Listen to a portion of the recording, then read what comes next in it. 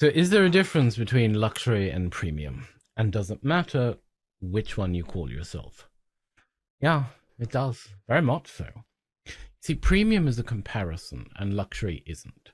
So when you call yourself premium, what you've actually done is send the buyer off to compare you with somebody else. Because premium doesn't actually mean anything on its own. It's simply the better version of something else. And better is always better than something. So there has to be an ordinary version sitting there for yours to be measured against it, or the word premium has got nothing to hold on to. We call that reference dependence.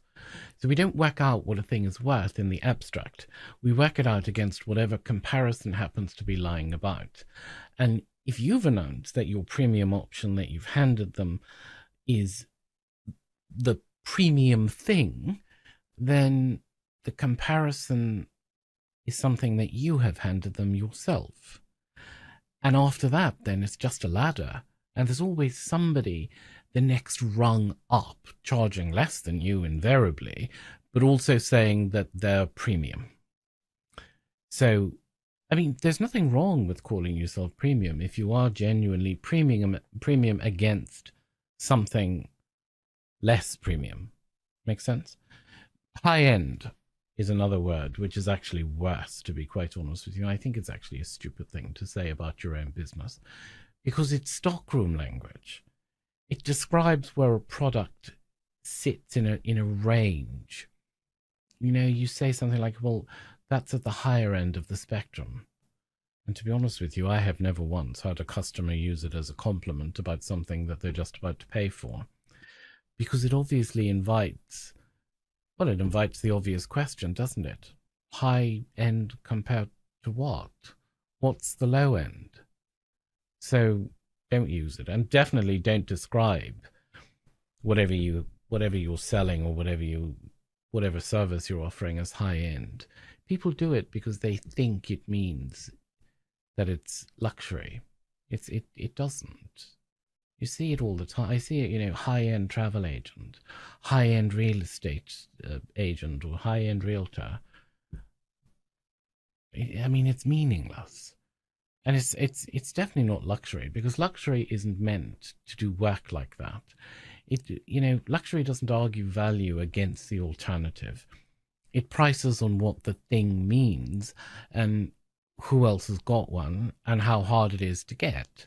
So there's no ladder to be standing on, which is why an awful lot of what calls itself luxury then plainly isn't luxury. And you can usually tell within 4 seconds, mostly on a website, all the guff about heritage and craftsmanship and whatever has been written by somebody who has neither. If you're justifying your price by what you include compared to the competition, then you're premium. Whatever you have decided to call yourself, and that's fine. As I said, premium is a perfectly good business model. And to be honest with you, the grand majority of people who call themselves luxury are actually in the premium business. The thing is, luxury has got different rules. And it goes wrong when somebody's running one and telling everybody that it's the other. For example, BMW do not call itself luxury. Other people call it luxury, but BMW internally call themselves premium. And they're 100% right. They are a premium car company, whereas Rolls-Royce is luxury, even though they're the same company, or the same owner, the same parent company. Then there's bespoke. This is so overused, it's not even funny at this stage. It did mean something once, but bespoke means that the underlying thing is made for you from nothing, from scratch. Whereas personalized means somebody has decorated the surface of a standard thing. So, for example, a personalized bag is a bag that is already built and maybe your initials have been put on it or your preferences have been put on file. So it's personalized to you with your initials. Customized then sits in the middle, where you pick from options. But these are options that somebody else has already chosen for you, right? So it's customized.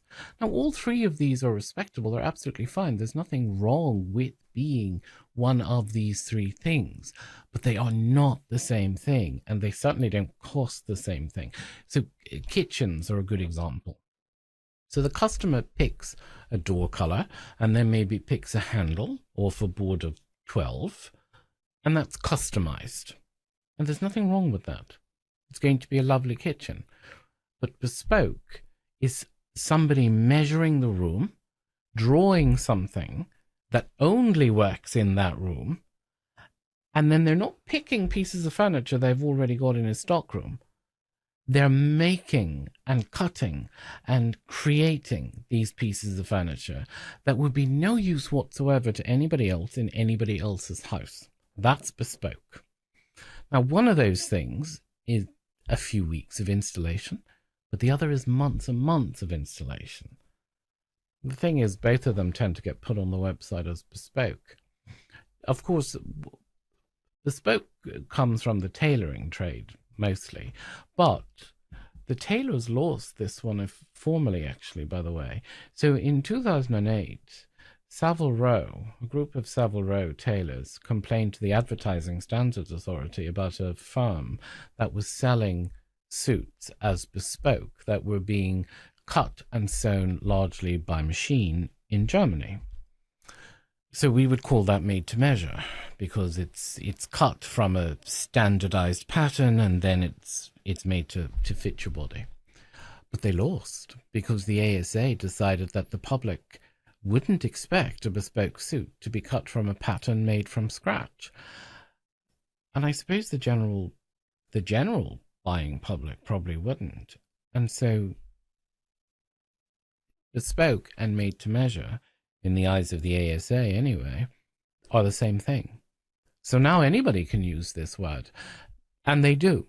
So the thing is, if you get a bespoke suit made, you need to ask the tailor, is it genuinely bespoke? As in, are you going to draw the cutout and then build it by hand, or is it a standard cutout that you're going to build by machine and then customize to my body? Because one is made to measure and one is bespoke. Curated is another one, isn't it? It's gone the same way, and actually it's worse. So it's a word that drives me bananas, because curating means that you are rejecting things, right?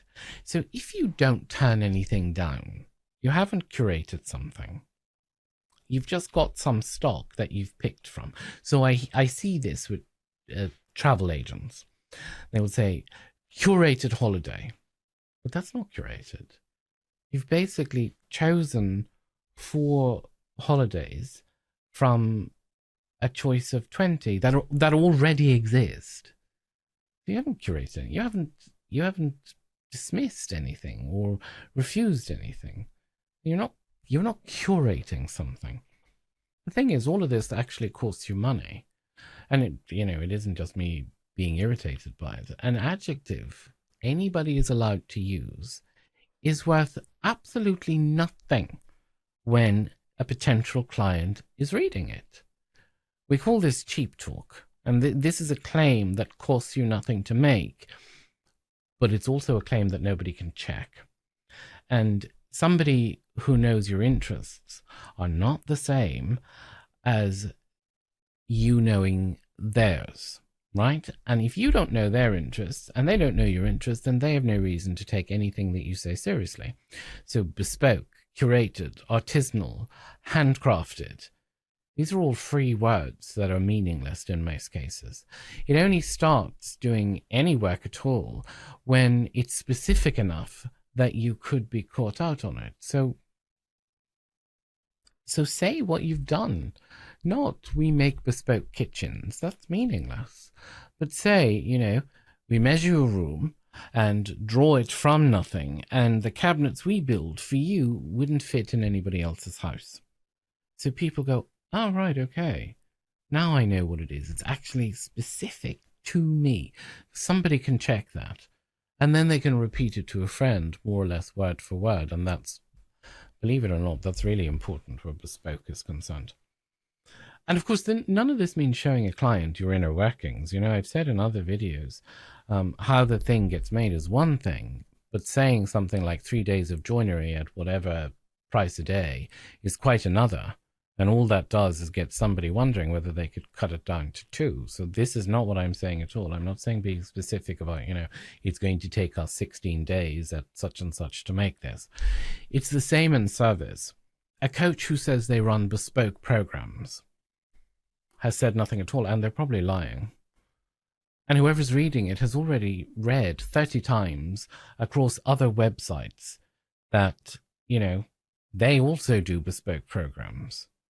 Whereas if you said, our programs are bespoke, and by that we mean I'll interview 4 of the people in your team before I write a word, and what I write for you doesn't get delivered to anybody else. Now, this is the same claim as bespoke, but it has something on the end of it that people can hold you to. It shows them that you were building it specifically for them. You're not taking anything from anywhere else. And that's true bespoke. So, is there a difference between premium and luxury? Yes, there is. If you're premium, then you're being benchmarked against something that is less premium. If you're luxury, then you're not being benchmarked against the same thing. Okay. Anyway, there you go. I'll see you in the next one.